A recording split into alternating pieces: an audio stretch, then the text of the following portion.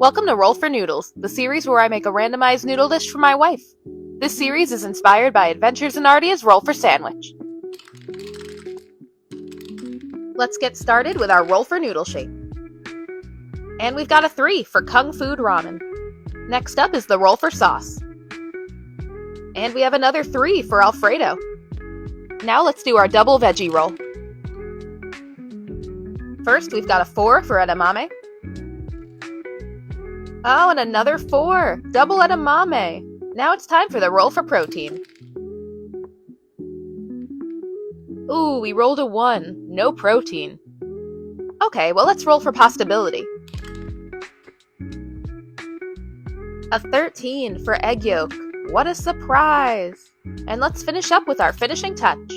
And we've got an 8. Dealer's choice, so I get to pick. Yeah, so I'm picking shrimp. This one is really going to need a protein, and Alfredo and shrimp go great together. I'm going to let those defrost while we activate our garlic cantrip. I don't think any of this is going to take long to cook, which is kind of a relief after the 2+ hours I spent on the last roll. So I'm going to cook up the shrimp and then make the Alfredo sauce in the same pan. I guess my wish on noodles for lunch came true with the double edamame. The frozen edamame I have comes in microwavable pouches, and since I'm going to use the whole thing for this one, I guess I'll just throw it in the microwave. I'm going to start out the Alfredo sauce with some butter and flour, making a roux. Yes, I know, very Neville Papperman. So I know it'll be hard to argue that ramen noodles are not noodles, but maybe let's not direct that energy into saying cream doesn't go in Alfredo. As I've said before, this is how my wife likes it, so that's how I'm gonna make it. Sadly, these are the last of my Kung Food noodles, but I guess that opens up a spot for new noodles to be featured on the show. Now I'm gonna season the sauce with some salt and pepper and add in the cheese. Now don't worry, I know what you've all been waiting for. It's time to give the people what they want.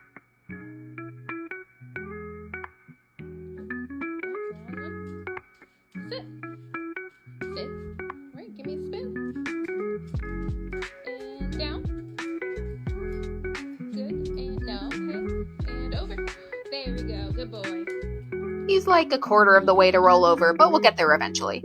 Now I know we're all excited to see egg yolk pop up again. We all know what this means. Yet another egg white omelet for breakfast tomorrow. So my plan here is to incorporate the egg yolk into the sauce, kind of like a carbonara. So I'm going to separate the eggs and then add some hot water to the yolks to prevent them from scrambling once I add them to the sauce. I'm going to add the shrimp back in to make sure they're hot, but don't worry, they'll still go on top. Now it's time to extract the beans out of this entire bag of edamame. Edamame is one of my favorite vegetables, but I think it's best enjoyed straight from the pod with just a little bit of salt, or maybe some chili oil. But the point is, I'd rather eat them from the pods as I go than remove all the beans at once. I mean, either way, they'll taste good, and my hard labor is not going to affect Kelly's score, so... Alright, it's time to get plating. Cooking these thinner noodles in creamy sauces tends to turn them into a ball of mush, so I'm just mixing them off the heat. Here at Roll for Noodles, we may make the same mistake twice, but we never make the same mistake thrice. I think this really needed the shrimp as the finishing touch. This is going to be a very rich sauce, and it needs something to break it up. So maybe this isn't one of my better looking bowls, but it's sure to be tasty and rich. We've got a protein, we've got a vegetable. I think it'll come together nicely. But it's not up to me. So we didn't realize Kelly's microphone had died, so we're just gonna have to bad lip read it. Cheers.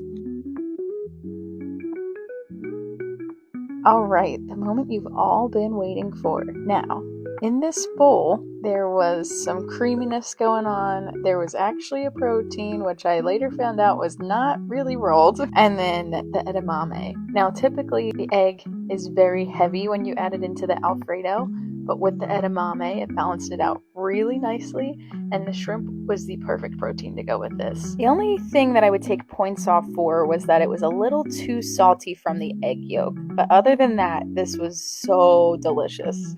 So, for all that, I give it a 9.5.